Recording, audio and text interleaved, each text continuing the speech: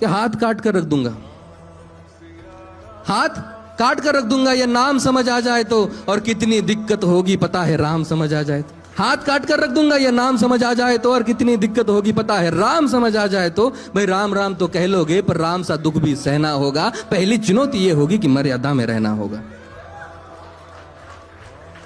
और मर्यादा में रहना मतलब कुछ खास नहीं कर जाना है, बस त्याग को गले लगाना है और अहंकार जलाना है। अब अपने राम लल्ला के खातिर इतना ना कर पाओगे, अरे शबरी का जूठा खाओगे तो पुरुषोत्तम कहलाओगे। ये काम क्रोध के भीतर रहकर तुमको शीतल बनना होगा।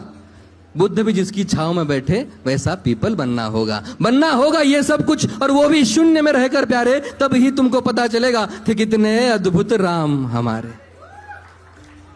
राजनीति का दाया बाया जितना मर्जी खेलो तुम, आप लेफ्ट हो राइट हो मुझे नहीं फर्क पड़ता, मेरे राम जी मेरे पास लौटा दो बस, ठीक। राजनीति का दाया बाया जितना मर्जी खेलो तुम, चेतावनी को लेकिन मेरी अपने जहन में डालो तुम। निजी स्वार्थ के खातिर अगर कोई राम नाम को गाता हो तो खबरदार, अगर जरूरत की और मेरे राम को बांटा तो। भारत भूखा कवि हूं, भारत भूखा कवि हूं मैं, तभी निडर हो कहता हूं राम है मेरी हर रचना में, मैं बजरंग में रहता हूं। भारत की नींव है कविताएं और सत्य हमारी बातों में, तभी कलम हमारी तीखी है और साहित्य हमारे हाथों में।